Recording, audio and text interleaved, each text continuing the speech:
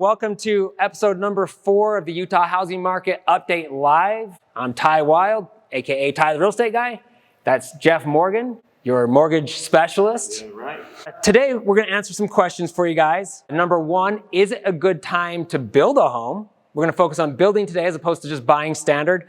And then, what does a recent bank collapse do? Does that equal a housing market crash? We're going to ask Jeff, have him answer that question in just a minute. Yeah. And then we'll go over new inflation numbers. Are they good or are they bad? Or is that what we expected? We're going to talk about that as well. And then how does all this affect mortgage rates and your ability to purchase a home? That's really what we want to focus on, and we'll tell you that in a minute. So first, we're going to start with recent Utah housing numbers. If you guys have any questions, please feel free to write a question or comment in the comment section below. Or if you want to speak to any one of us directly, I'm going to put our contact information in the description below. So both of our phone numbers will be in there if you want to talk with us directly. This is the most recent data from UtahRealEstate.com. February's numbers should be out any day now. I'll put that on my Instagram account, so you guys can go subscribe to the Instagram if you want to see those numbers as soon as they're available. But what you can see here is that we're sitting at, in the yellow box, we're sitting at 52 days on market currently right now.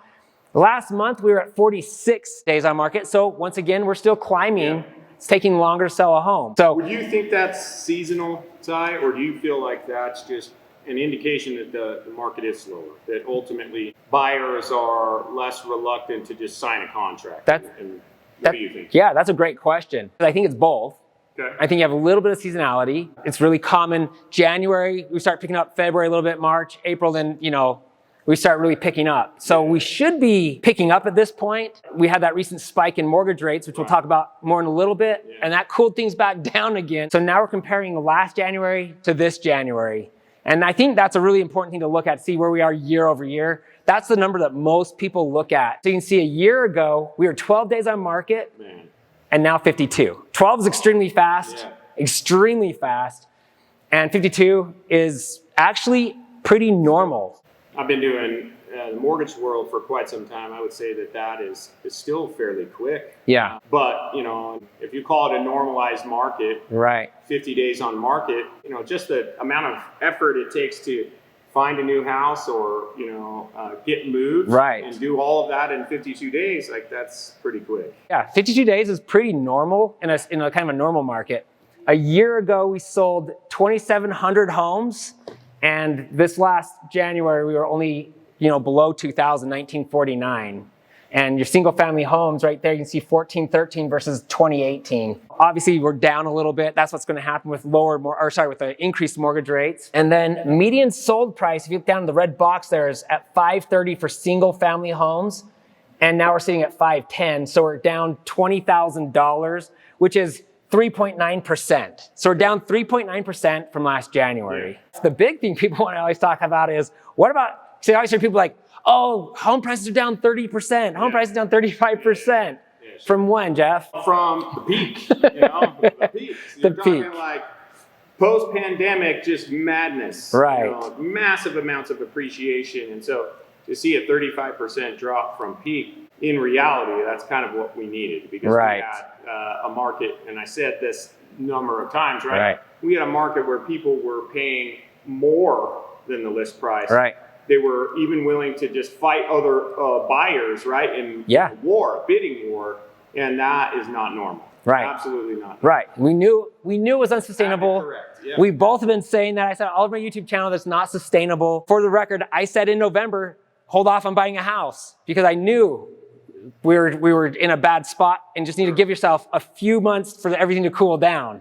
At the peak of the market, we were 6 days. Okay, 6 days is basically saying 0 days, because I list a house on a Wednesday, I get a bunch of offers on Friday and Saturday, and then I respond on Monday, and we're under contract Monday night or Tuesday. To be below 6 would almost be like impossible. Yeah, absolutely. 6 is pretty much 0, okay? So homes are selling in 0 days. Now we're at 52, like I said, so we're up almost 2 months, really, from that time. At the peak of the market, we sold over 4,000 homes in a single month in Utah. Right. That's crazy. That is crazy. Once again, we're at half, below half. Yeah. And then, of course, we've said this, before, because you've seen this chart. We're at almost $600,000 as the median price, and we're down at 510. So we're down about $90,000 from the peak.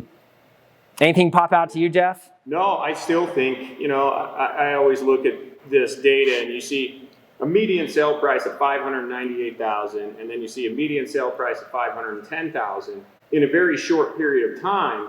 If you were an investor and you bought at the peak and sold at the, essentially a bottom, right? Like, you made a bad call. Right. But the average consumer, the average homeowner, they don't buy this quickly. The impact, if you will, to an average house or home is way less. I do think the data is surprising and sometimes shocking, but it doesn't equal, hey, your home is now worth 40% less. That's absolutely not the case. Because you got to think about when you bought that house, right? Right. So it's funny because I actually think about this all the time. In 2008, 2009, 2010, me and all my friends, and everybody was talking about, oh my gosh, I've lost $40,000. I've lost $60,000, $80,000. Yeah. But then we're all selling our house a few years later for $120,000 above. Right. And so less than 2 years. Yeah, just a few years later, the market turned around. And so like, even if you'd bought at the peak of the market in 2007, your property value would be more than double right now in Salt Lake, right? Most people buy their house and they keep it, or they move up to a different house. And it's really, and that's why like people get mad at me all the time for saying like, right now is a great time to buy a house. You should be looking for a house because there's deals to be had out there. Yeah. Right? I totally agree. And yeah, rates might be a little high. Well, you can always refinance, right? They always say marry the house, date the rate, right? Because you can always change the rate, right? As long as that payment's comfortable, go ahead and move forward with the house, because right now, home prices aren't going to drop another $40,000, $50,000. No. They're not. We've already dropped $100,000. So we're not coming down another 40 or 50. If right now you can negotiate a $15,000 discount, 10, 20, whatever. Yeah, maybe incentive from a seller, right? Buy down the rate. That kind of thing. Like, that means it's affordable. Right. Like, they can pay your closing costs for you. You're back in the game. Right? So less cash out of pocket. It actually would be better for you to buy today and get a $20,000 incentive than wait for the prices to come down if they do, $20,000 more, right? I totally agree. Because the buy down is really powerful. Okay, so this last chart, I actually wasn't planning on showing this, but I saw this when I was just doing my homework this morning. We had the largest jump in showings for any January on record from Showing Time. And Showing Time is an app that tracks how many active buyers are seeing active homes for sale. So you can see here in January 2023, look at that jump from December. People got excited. And this is kind of common. You go into December, you're spending all this money on Christmas, and you don't have a lot of cash, but then the new year comes and you're like, man, I really wanted to buy a house last year.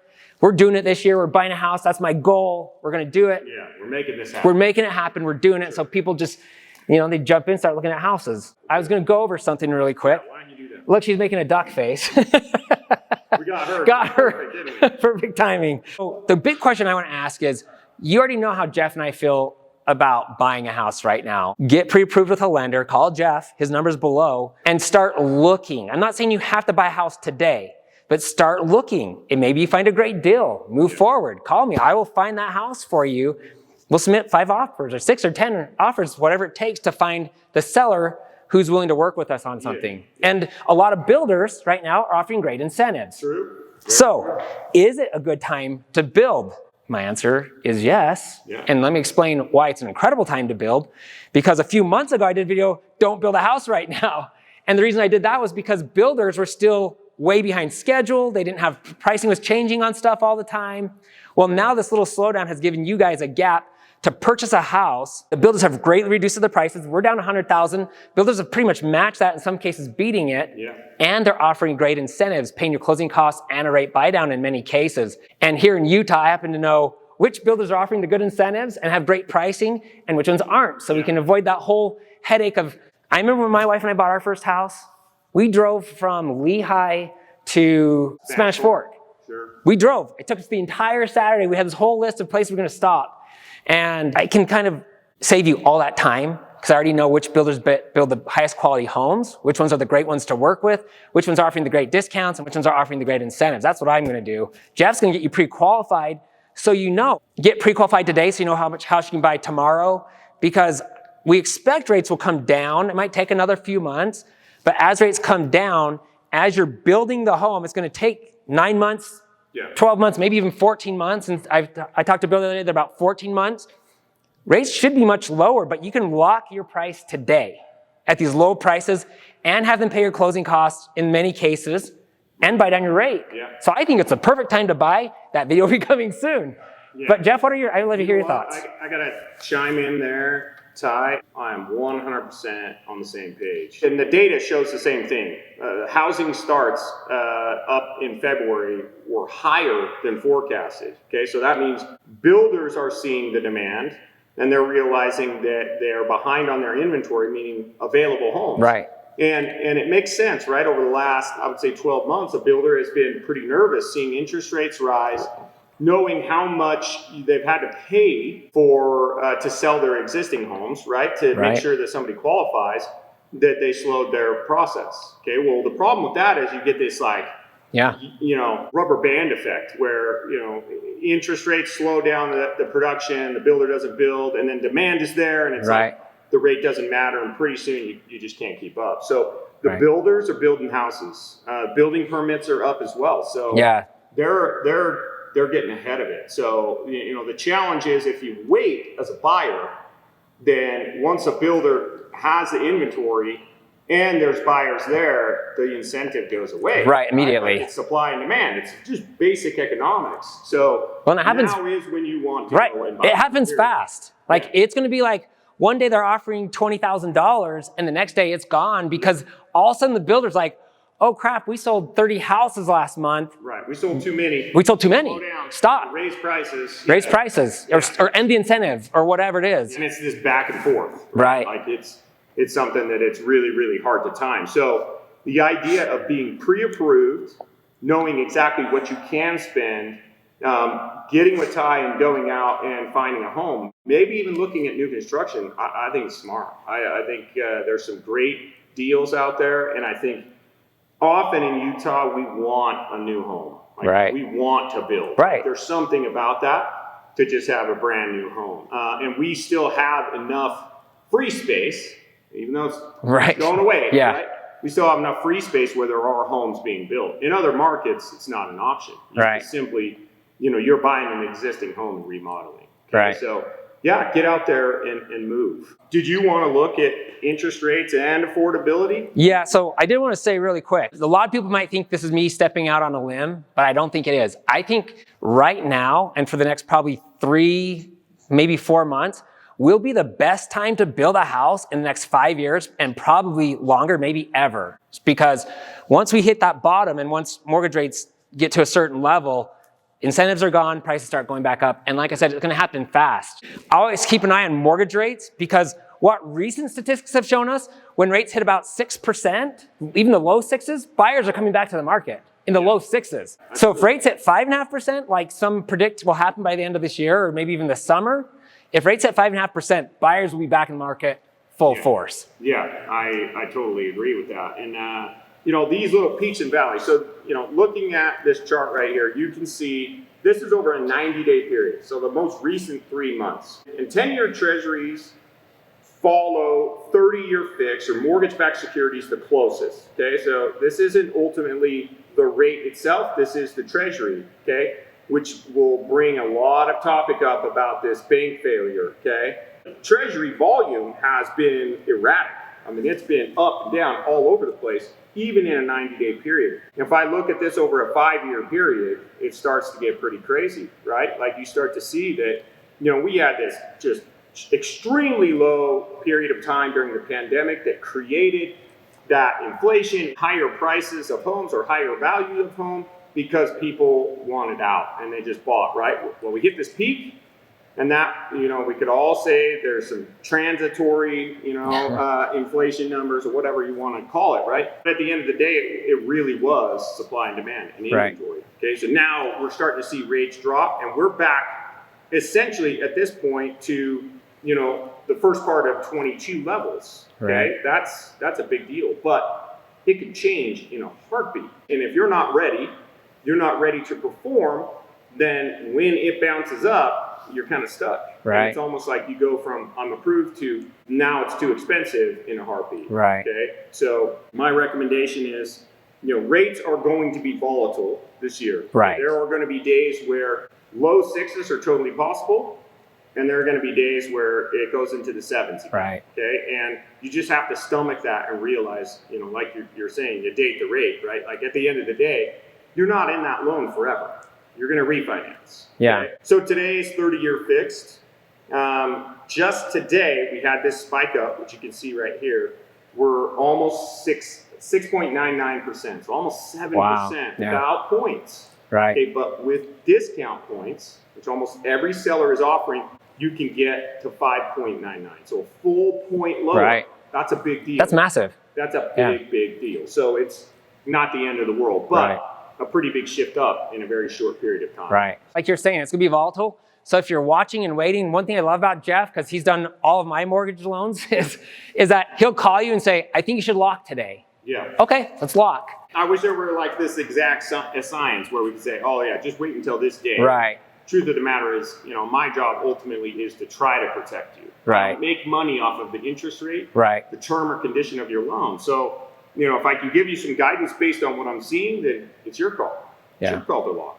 But right now, I'm telling everybody to lock. You take, when the market moves like this, you take any opportunity you can to protect yourself. Right. There's no advantage in waiting for lower rates. Just like there's no advantage in waiting to buy a home. Like the window is here. Like get into the home and let the dust settle.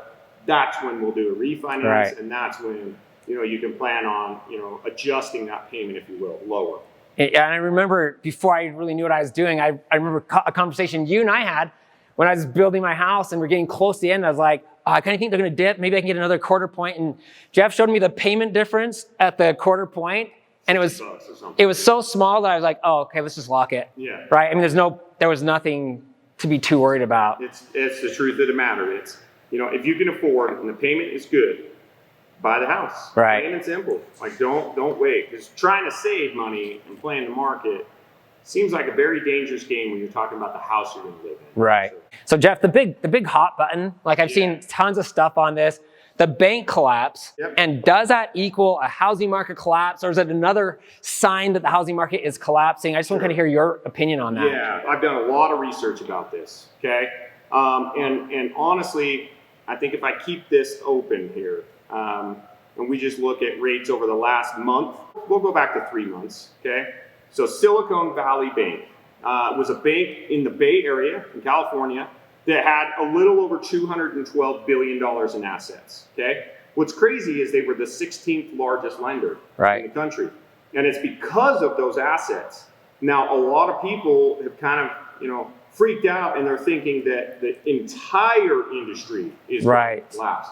And that is absolutely not the case. The banking industry goes through cycles all the time, and banks fail, plain and simple. Right. In this case, the majority of the deposits, that 212 in assets, were corporations, big tech companies that had way more than the $250,000 in deposit that the government or FDIC covers or insures, okay? So were there many consumers that were hurt by this? Absolutely not. The government stepped in, which I've got, a mixed feeling about that, if you will, but they stepped in to provide what they call a backstop, and the bank was rescued.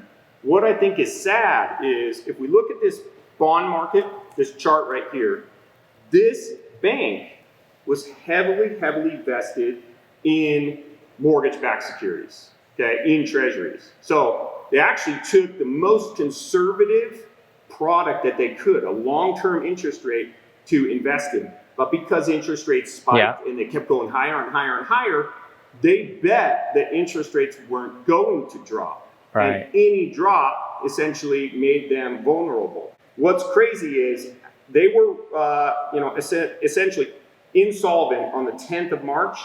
And if we look today, we're 6 days later?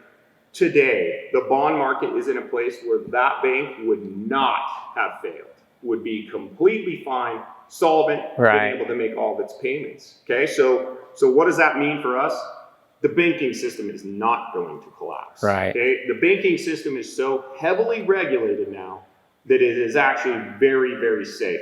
the way we lend money ever since the Great Recession is we're very, very conservative. Okay, so one bank that fails, mainly because of commercial assets and again, because of hedging or betting on interest rates not lowering, does not mean the entire system is going to collapse. Right.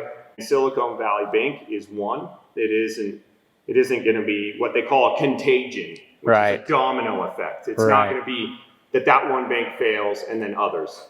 That is what happened in the Great Recession, and that's not going to happen again because of the regulation that's been put in place. So it's not a sign of, oh, the housing market's collapsing or the market's collapsing.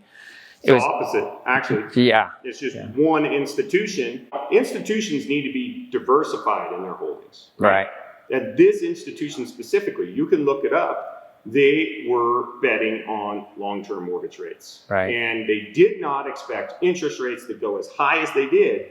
And so if you're betting on rates staying low and that the administration or policies of a government would help that, and it backfires, you're in trouble. And that's what happened. It's a bummer for them because ultimately that should be a safe bet. You're betting on rates staying conservatively low and they didn't. You know, it's not like they went and bet on some crazy stock or a cryptocurrency or anything like that. That's not what happened. Right. So, no, banking system is stable. Awesome. Banks are solvent. I think this year is going to be an awesome year for home buyers. Right. Like if they're ready to go and they can stomach some of the volatility, right? The fluctuations in interest rates, it's a great time to be buying. Right. And there is some amazing pricing that's out there. So from my perspective, get out and buy a house. Yeah. You should buy a house. Get pre-qualified so you know where you're at and go out and let's go find a deal, right? So call Jeff first and then call me. That's the appropriate order, right? Find out how much you qualified for and then let's go out and try to find a seller who's willing to negotiate with you. So thanks for watching. Remember, if you want to get a hold of either one of us, our phone numbers are in the description below. Don't hesitate to call us or text us. We're pretty quick at getting back to you. Other than that, please hit the subscribe button below and we'll catch you next time.